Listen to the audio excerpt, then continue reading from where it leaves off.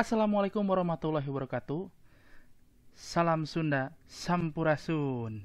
Bapak bakal ngajelaskeun materi biantara.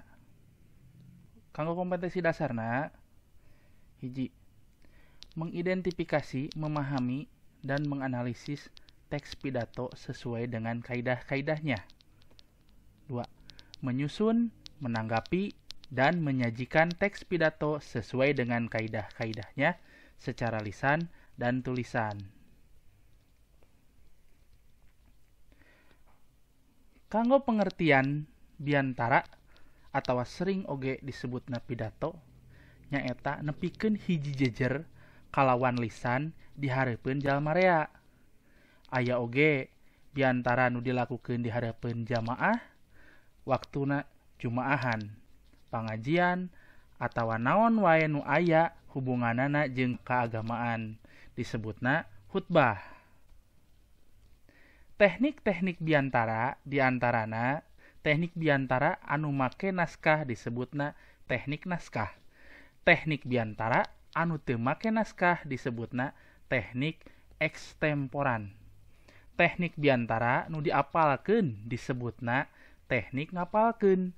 Lamun teknik biantara anu ngadadak disebutna impromptu.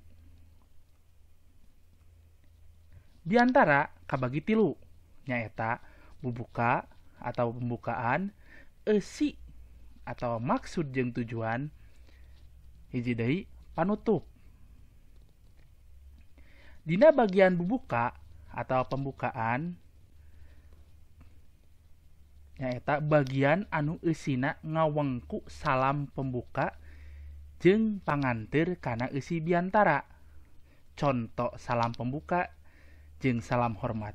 Assalamualaikum warahmatullahi wabarakatuh. Sampurasun, ibu-ibu sinareng bapak-bapak guru nu kusim kuring dipika hormat, barudak anu ku bapak dipika dedeuh jeung saterusna. Nah, nu kadua contoh bagian panganteur eusi biantara. Ya, contona tangtu bae ibu-ibu sareng bapak-bapak guru kitu deui barudak sadayana heran. Ari sababna biasana upacara teh diayakeun dinten Senen atawa kaping 17. Ayeuna teh kaping 12 November.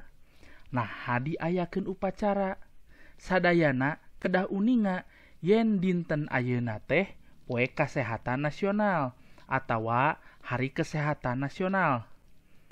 Dina raraga mieling Poe Kasehatan Nasional, Bapak bade ngadugikeun jejer ngeunaan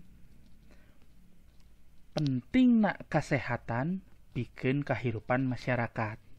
Nah, di dieu aya contoh salam bubuka jeung contoh bagian panganteur eusi biantara. Biasana contoh salam bubuka eusina ku salam, trasholawat, salam hormat ka audiens. Nah, upami panganteur eusi biantara biasana eta teh jembatan atanapi slide kanggo ngahubungkeun tina bubuka kana eusi. Berikutna eusi. Bagian eusi biantara nyaeta bagian anu jadi inti tina biantara. Contoh eusi biantara, naon ari sehat teh? Sehat teh dina bahasa Sunda mah disebut cager. Nyaeta kondisi panghadena tina awak, mental jeung sikap nepi ka urang bisa lumaku atau barang gawe. Katempona awak sehat teh tina jagjag waringkas. Awak lamun awak urang jagjag sehat waringkas hartina urang teh keur sehat atawa cager. Dina pilsipah atawa pilsapah urang Sunda, cager teh narempatkeun tuntuyan kahiji. Kapan aya ungkara babasan cager, bager, bener, pinter, tur singer jeung saterusna. Nah, eta nu disebut eusi. Nah, jadi naon maksud tujuanana? Terakhir panutup. Bagian panutup eusina cindekan jeung salam panutup. Kacindekan biantara contohna pamungkas aya sawatara Rusiah nurek dibolekerkeun pikeun miara kasehatan awak bari haratis kahiji sadiakeun waktu keur olahraga teu kudu olahraga mahal aya oge olahraga nu murah nyaeta lelempangan jeung lulumpatan jeung sajabana jeung saterusna lah aya. Teras nu salajengna contoh salam panutup